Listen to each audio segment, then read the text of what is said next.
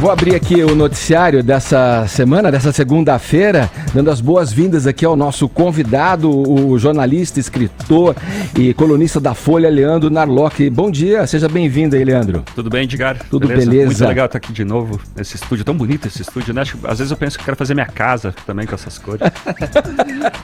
Ô, Leandro, animado, né? Dá um up, né, na manhã, assim.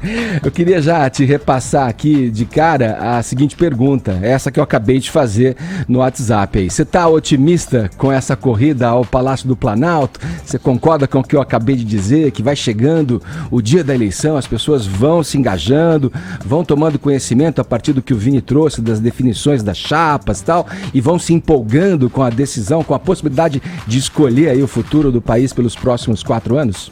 Então, otimismo com o Brasil não costuma dar muito certo, né? É como você falar assim, não, eu tô otimista que eu vou ganhar na cena. Não, desculpa, você não vai ganhar na cena, é muito difícil dar certo nesse caso.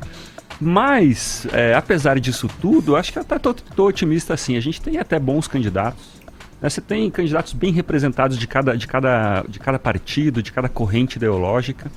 A boa parte deles sabe que tem que fazer uma reforma da Previdência, que eu acho que é o que é importante para o Brasil. Se o próximo presidente aprovar a reforma da Previdência e depois sair viajar por 4 anos, tá mais que bom, tá ótimo, entendeu? Acho que a maioria dos candidatos concorda em algumas pautas essenciais, talvez, né? Então isso talvez dê uma certa esperança, assim. Alguns mais malucos para um lado, outros mais para o outro, mas acho que tem algum consenso, uma reforma da Previdência. Existe um problema dos gastos do Estado brasileiro. Acho que isso é um ponto de partida, né? Olha aqui, tem muita coisa pra gente debater ainda nessa manhã de segunda-feira. Vamos começar falando aqui do PT, que definiu o nome de Fernando Haddad como vice da chapa encabeçada pelo Luiz Inácio Lula da Silva, que não pode concorrer, né? O cara que tá preso. Então, a Marcela Lorenzetto traz os detalhes pra gente colocar aqui em debate na nossa mesa, na nossa bancada nessa manhã de segunda-feira. Solta pra gente, Murilo, por favor. Com aval de Lula, o PT confirmou Fernando Haddad como vice na chapa que vai disputar a presidência da República e costurou um acordo que garante a execução de um plano B.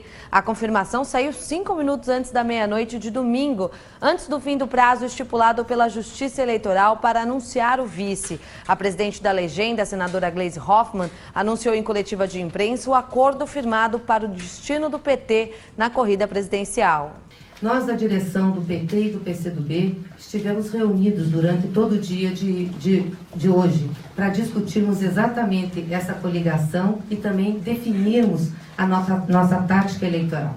Optamos por uma tática eleitoral que assegure, primeiro, a manifestação do presidente Lula como candidato a presidente, que é aqui reiterar que nós vamos com Lula até as últimas consequências, mas discutimos uma estratégia de participação no processo, até a regularização da situação judicial do presidente Lula, que a vocalização da sua campanha seria feita através de um companheiro do PT, pela proximidade desse companheiro com o presidente Lula, mas também pela identificação do PT com o companheiro Lula. Gleisi Hoffmann e dirigentes do PT se reuniram com os nomes fortes do PCdoB. Em carta, Lula declarou apoio ao ex-prefeito de São Paulo, no entanto, pediu mais conversas com o partido aliado. As negociações duraram o dia todo e mesmo sem Manuela Dávila como vice, os petistas conseguiram firmar uma aliança com o PCdoB, garantindo a vaga ao partido quando Lula for impedido de concorrer à presidência e Haddad assumir o lugar dele. O ex-presidente está preso desde abril na Superintendência da Polícia Federal em Curitiba. Na prática, a candidatura dele deve ser barrada no Tribunal Superior Eleitoral com base na lei da ficha limpa e a opção do partido será Fernando Haddad. O ex-prefeito paulista afirmou que o acordo com o PCdoB foi fechado aos 44 minutos do segundo tempo. A Manuela é uma grande companheira desde sempre, o PCdoB é um parceiro histórico do PT. Nos governos Lula e Dilma tiveram um papel extraordinário na aprovação, elaboração, formatação de ações de governo importantes. Então é uma enorme satisfação aí aos 44, né? Eu não vou falar 47 do segundo tempo, porque nós cumprimos a legislação. Aos 44 do segundo tempo, anunciar isso que nos fez tão bem, esse acordo. Tenho certeza que vai ser um dia de celebração para os militantes de todo o Brasil. Fernando Haddad é paulistano formado em Direito pela USP no Largo de São Francisco. Também tornou-se mestre em Economia com especialização em Economia Política e doutor em Filosofia. Foi professor da mesma universidade, começou na política em São Paulo e chegou a ministro da Educação durante a gestão de Lula. Em 2012, deixou o cargo para ser eleito prefeito de São Paulo. Na tentativa de reeleição, não chegou ao segundo turno.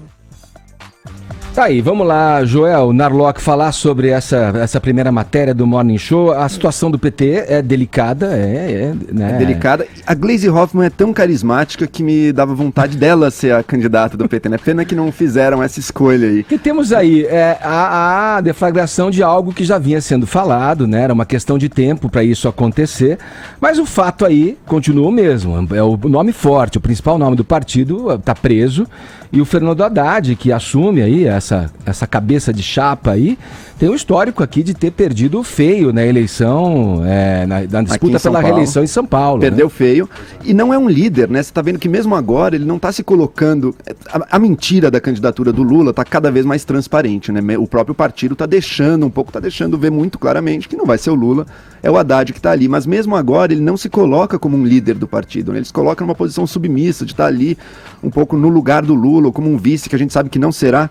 Enfim, eu acho que pensando no Haddad, é muito complicada a situação. Mas o Lula é uma força. E deve ter muito videozinho do Lula feito lá em São Bernardo. Era São Bernardo que ele tava? Isso. Lá no dia da prisão, feito para ser lançado ao longo da campanha dele com seu poste, seu filho, sei lá, Haddad. E que para tentar viabilizá-lo, né? Mas é curiosa a cara do Haddad naquela entrevista coletiva, né? Ele parece que estava sábado de sol, fim de semana de chuva em São Paulo, ele vendo Netflix em casa, e daí a Gleisi liga pra ele: pô, Haddad, você tem que aqui, a gente não tem um outro vice-presidente. Ele: pô, mas agora... Parece que o custo de manter, de entrar, de continuar nesse barco do PT, ele fica cada vez mais alto, né? Deve talvez passar pela cabeça dele assim: será que eu não devia ter saído desse partido, ido pra rede 2 anos atrás? Até pessoalmente tá pra baixo, né, ele assim, ele não parece, não tá adotando uma postura de liderança. Empolgado, né? E teve um ensaio aí até da própria presidente do partido, Gleisi Hoffmann, de resistir um pouco ao lançamento dessa chapa, né, o nome do vice e tal, mas isso esbarraria, segundo a análise jurídica dos integrantes, inclusive do próprio partido, poderia esbarrar numa proibição da chapa seguir adiante, inclusive pela justiça eleitoral, né? Tem essa questão também que forçou o partido a tomar essa decisão que, pelo gosto e pelo que tudo indica, ele tomaria muito mais à frente, no dia 15, quando aí sim as chapas teriam que ser inscritas ali, né? Claro, eu fico pensando se o Haddad não deveria, talvez, ter sido mais líder alguns anos atrás e ter liderado um novo PT, alguma coisa assim, e ter rompido com o Lula, né? Mas o problema é que se ele tem liberdade para isso, se ele não tem um rabo preso de eleições passadas, e tem que ter refundado o PT, né? Talvez ele devesse ter liderado essa missão, né? Esse papel, mas isso hoje está tarde demais, né? E o PT parece que ele fica ali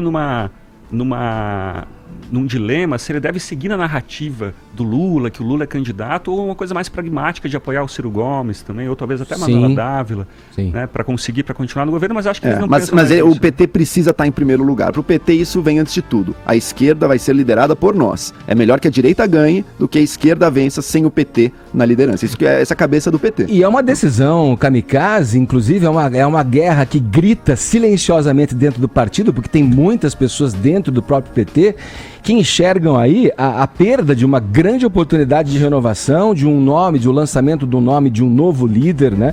E de que essa atitude do Lula de dentro da cadeia é a típica atitude do caudilho, né? Do cara que se sente o dono do partido. Ele é o dono do partido. E que melhor que perca e que tudo se acabe do que busca por uma alternativa, né? Ser um secundário, né? E eu só traria outro ponto também que eu achei curioso aí, né? O Haddad foi lançado como vice, o PCdoB com a Manuela Dávila fica aí numa posição meio de vice do vice, né?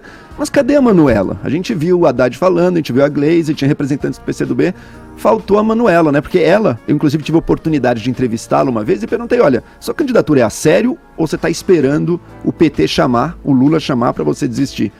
E aparentemente acho que foi o que acabou acontecendo, né? Ela acabou desistindo em nome do PT, mas cadê ela? Cadê ela se pronunciando sobre o que aconteceu? E nesse ponto, nessa questão das frentes que tomam a esquerda do país, ideologicamente, tem que se elogiar o PSOL, que seguiu firme, pelo menos até esse momento, com a candidatura do Boulos, né?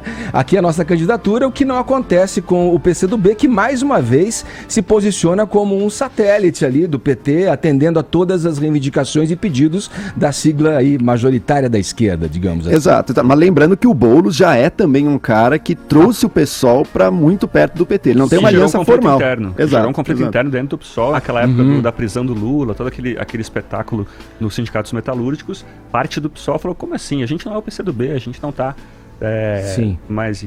Aqui não tem jeito, Edgar, o pessoal tá ali também, tá ali, Edgar. Não tem jeito, Edgar. Aqui no Twitter da Manuela Dávila Oficial não tem nenhum pronunciamento até agora, viu, Joel? Inclusive ontem ela se queixava de não ter sido chamada ainda para essa batina da Globo News, né? E pelo jeito agora não vai ser mais chamada mesmo, até porque já não é mais candidata oficial. Entrevistar a vice do vice não rola, né?